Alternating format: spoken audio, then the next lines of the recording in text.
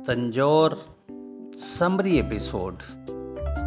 आइए, तंजौर के summary episode में आपका हार्दिक स्वागत और अभिनंदन है। हमने तिरुचिरापल्ली में ही अपना प्रवास बना के रखा और एक दिन के लिए हमने प्रातः 8 बजे चलने वाली ट्रेन जो 1 घंटे में तंजौर पहुंचा देती है, उसका मैंने सदुपयोग किया और ठीक 8:10 पर यह ट्रेन हमें तिरुचिरापल्ली स्टेशन प्लेटफॉर्म नंबर 1 पर मिली और ये हमें तंजौर स्टेशन लगभग 1 घंटे में पहुंचा दिया, लगभग 9 बजे तक। फिर मैं वहाँ से तंजौर म्यूज़ियम जाने का विचार मैंने बनाया और तंजौर म्यूज़ियम वहाँ से वॉकिंग डिस्टेंस लगभग 1 किलोमीटर की दूरी पर है।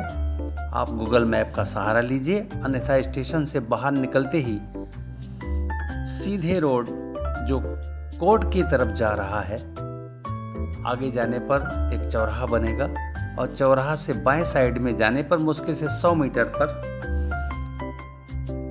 तंजौर म्यूज़ियम आपको दिख जाएगा। लाल रंग की बड़ी बिल्डिंग है ये, अंग्रेजों का बनाया हुआ, और इसका प्रवेश शुल्क मात्र 20 रुपए है।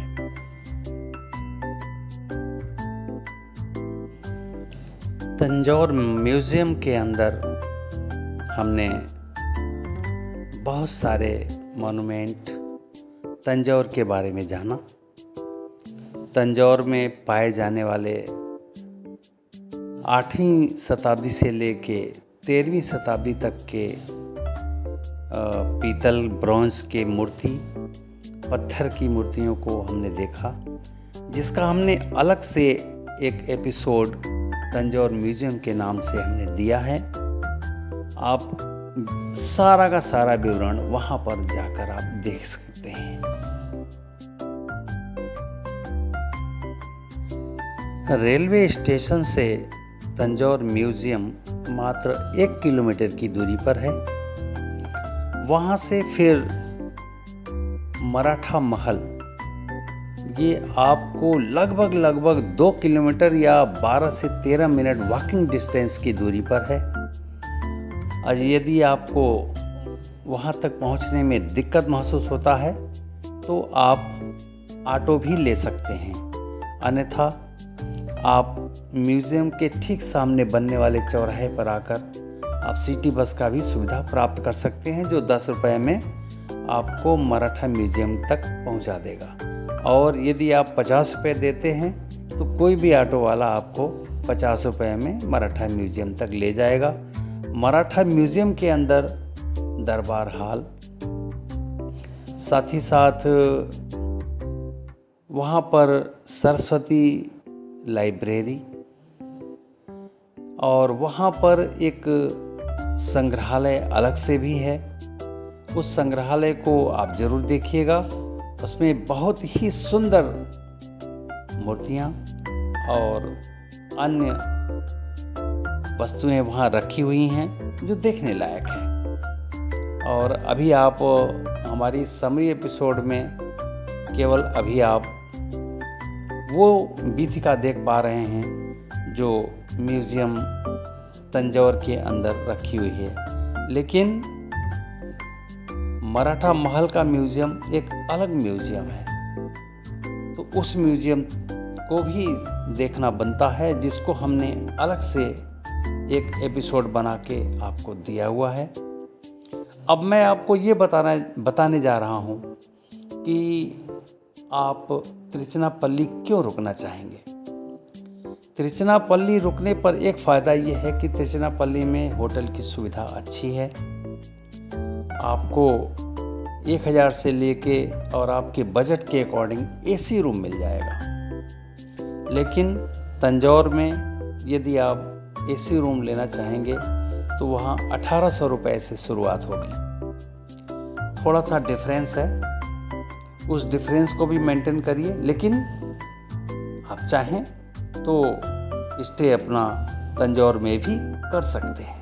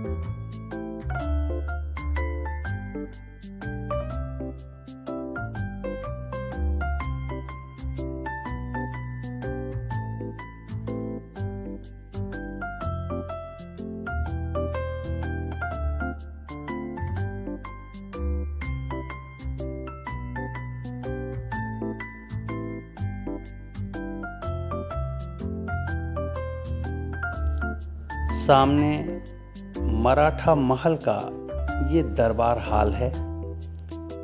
ये इसमें कई छोटे छोटे टूरिस्ट स्पॉट हैं जिसकी सामूहिक शुल्क 50 रुपीस आपसे लिया जाएगा।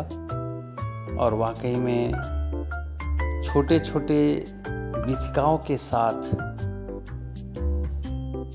ये मराठा महल का जो ये दरबार हाल है, देखिए उस ज़माने में यहाँ के राजे महाराजे कैसे आभूषण पहनते थे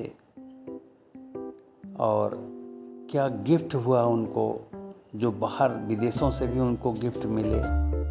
ये सारी चीज़ें इसके अंदर आपको देखने को मिलेंगी। और इसमें 2 शासक यहाँ के बड़े खास रहे। आप मराठा महल का अलग से जो हमने एपिसोड बनाया है उसमें देखिएगा। महल लगभग ये मान के चलें 12वीं शताब्दी का है और इसके रख रखाव में थोड़ी सी कमी है। जगह जगह से महल जीर्ण होता जा रहा है, जिसका मेंटेनेंस होना चाहिए। ये अलग से मराठा महल का ये म्यूज़ियम है जिसमें वहाँ के तत्कालीन राजे महाराजे के आभूषण, उनके आयुध और महाराजा शिवाजी के मूर्ति, और ये वहाँ का एक दरबार हाल है जो आज भी अपने आप में बहुत सुंदर है, देखने लायक है। और इस दरबार हाल की छत को देखिए आप, बस देखते बनता है। आप इसको देखिए, देखने के बाद फिर दूसरी जगह पर पहुंचकर हम फिर आपको ज्वाइन करते हैं।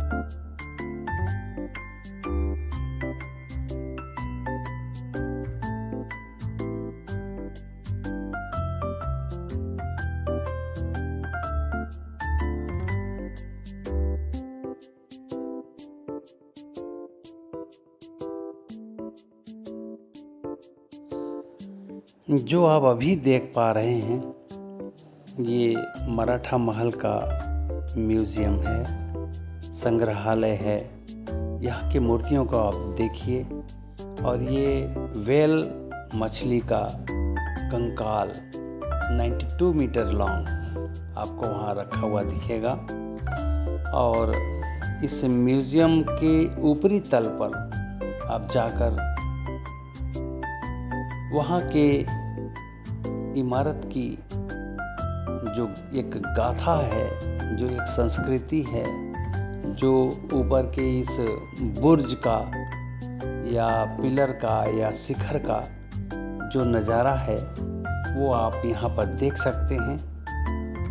और इस तरह से ये करते करते फिर हम पहुँच गए बृहदेश्वर मंदिर के पास।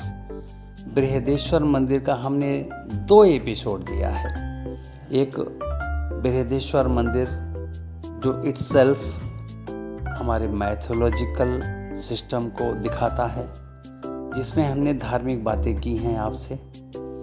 दूसरा episode wonder of Brihadeshwar temple.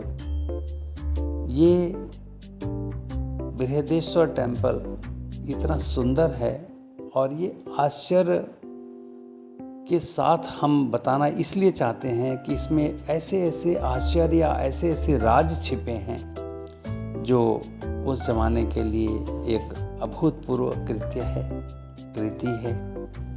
तो ये इस तरह से अभी आप बृहदेश्वर मंदिर पहुंच चुके हैं। आप बृहदेश्वर मंदिर का अवलोकन करिए और बीच में फिर हम आपको ज्वाइन करते हैं।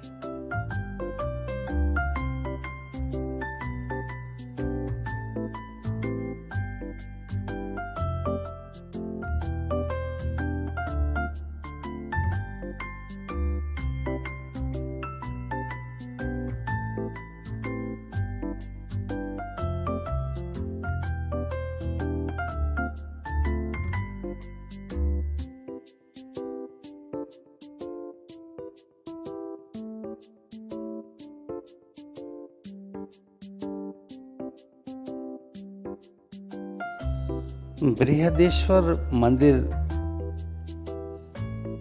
बहुत बड़े एरिया में बना हुआ है और जिस ग्रेनाइट पत्थर का उपयोग यहाँ हुआ है 200 किलोमीटर तक ऐसे ग्रेनाइट के पत्थर का पहाड़ तंजौर में आसपास नहीं है।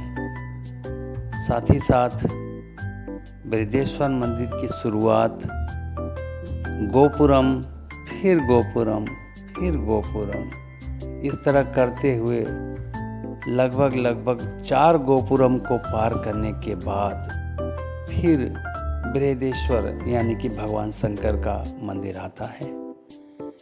नंदी महाराज यहाँ पे अति विशाल हैं। काले रंग के सिंगल पत्थर का बना हुआ नंदी आप इसमें भी देख पाएंगे, लेकिन वो एपिसोड में हमने एक एक डिटेल उकेरने का पूरा प्रयास किया है।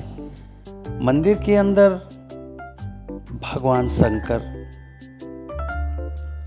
जिनकी लिंग की ऊंचाई मेरे हिसाब से फाउंडेशन के साथ अगर काउंट करें तो 10 मीटर के आसपास पड़ेगा, और 2 व्यक्ति यदि आपस में लिंग के बगल में खड़े हो जाएं और हाथ मिलाना चाहें तो नहीं मिला सकते। लिंग की व्यास इतना ज़्यादा है, फिर भी मंदिर बहुत ही प्रभावोत्पादक है। और आप मंदिर का अवलोकन करिए और फिर हम आपको दोबारा से ज्वाइन करते हैं।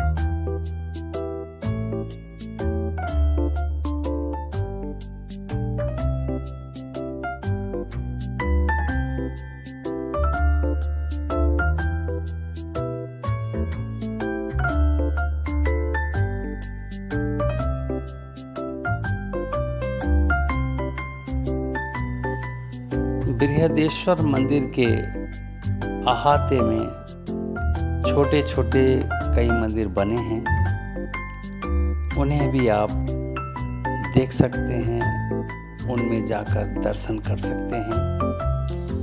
पार्वती अम्मन मंदिर नंदी जी के ठीक बगल में बना हुआ है। उसके बाद भगवान शंकर का ये बृहदेश्वर मंदिर, जिसकी ऊंचाई का डिटेल सब हमने अपने एपिसोड में दिया है, उसका अवलोकन आप ज़रूर करिए। और ये हमारा समरी एपिसोड जो विशेष तौर से तंजौर को लेकर हमने बनाया है। तंजौर में और भी छोटे बड़े मंदिर हैं, आप चाहें तो उनका भी अवलोकन कर सकते हैं। यहाँ पर कुछ वाटरफॉल भी है, आप चाहें तो वहाँ तक जा सकते हैं। ओम नमः शिवाय।